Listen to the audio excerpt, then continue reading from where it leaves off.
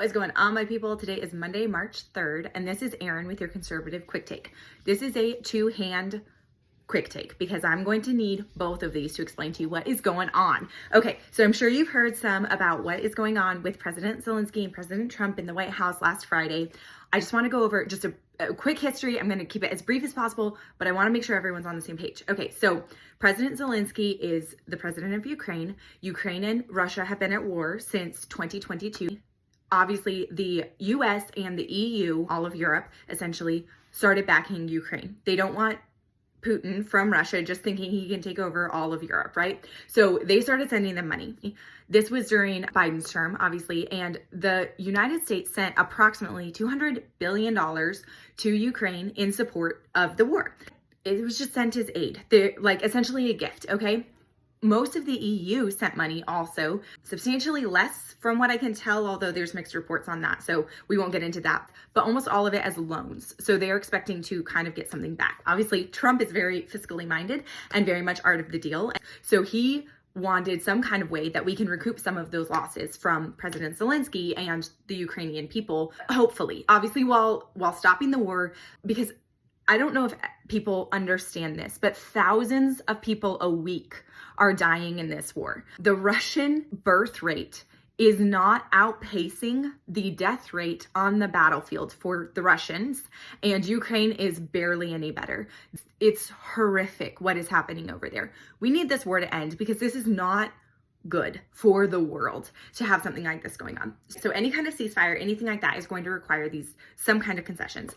Putin is not going to give up the land that he's taken over in Ukraine, and Zelensky doesn't like that much. What Trump offered Zelensky was, hey, you guys have a ton of minerals and amazing things in your land and raw earth. So essentially we wanted to exchange some rights to their raw earth for the money that we've given them. And then we would have like a reason to defend Ukraine against Russia, right? Like, this is really good for him. And then it shows Putin like, hey, we have a vested interest in Ukraine, stay out. And then we have a good bargaining chip to kind of get a peace agreement with Putin. So that's kind of where this is at. That's what started the meeting at the White House. The press conference started okay. All right, it's a 50-minute long press conference. I watched the whole thing for you, so you don't have to. So here's your recap. The first like 40 to 42 minutes of it go okay. They're pretty smooth. Zelensky's a little testy. He keeps trying to kind of be like, I want America to have securities there. And Trump kind of is like, right, like, yeah, he just kind of smooths it over. And he's like, right, we're focused on peace. We want the dying to stop. We want this all to end. We want the war to end. And Zelensky kind of keeps pushing back and is like, well, Putin will never agree to a ceasefire. We can't trust Putin if he does agree to a ceasefire. And this is kind of what blows up at the end, is that Zelensky is saying Putin will never agree to a ceasefire in the region. We can't trust Putin if he says that there will be peace. And Trump points out like, well, but during my term of president, there was no fighting.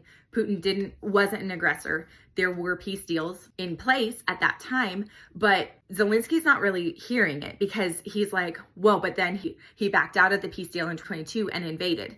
Well, true, but like Trump wasn't president at that time. So Trump is trying to say like, we have to have this ceasefire, we have to agree to something.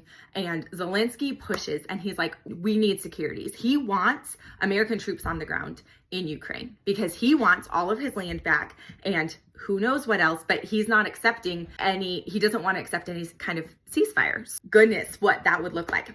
So this is where it kind of blows up, is he pushes on that. And Vice President Vance says, with all due respect, like, you come in here, you're not respecting the American people. We've given you so much. There's no gratitude for that. All you want are securities, and we shouldn't be having these discussions in front of the press. And Zelensky goes off and basically starts telling Trump, like, you don't know, you don't understand, you haven't felt the effects of the war because it's not on your shores. You're lucky because you have an ocean between you. Basically saying, like, just wait till the war gets to you and we'll see how this goes. And Trump's not having that because Trump is the big dog on the block and everybody knows that. And he shuts the press conference down pretty soon thereafter. They don't end up having that meeting that they were supposed to have to go over the negotiations and fine tune that actual deal to hopefully reach some kind of reason for us to then broker a peace agreement with Russia. They don't do that. And they were supposed to have lunch afterwards too. And Zelensky's lunch was given to the staff, and Zelensky was ceremoniously kicked out of the White House, like told to leave. And if he wants to ever broker a peace deal, he can come back. Boom, out of the White House. He then goes to the UK and to other places in the EU. In the UK, he secures a $2.6 billion deal, which $2.6 billion compared to the $200 billion that we've given him and the billions and millions of dollars that would have been available with this raw earth deal is insane. The UK is talking about potentially sending troops to Ukraine to be fighting this war with them. And so is the rest of the EU. Like, there's the potential for that, which if they want to send troops, fine, it's their land. Like, they're part of the EU. They're the ones at most risk of Putin continuing to invade. America shouldn't be held responsible for this. Like, this isn't our war. And yes, we want peace. And yes, it does matter. And yes, we kind of end up as the police of the world because we're America.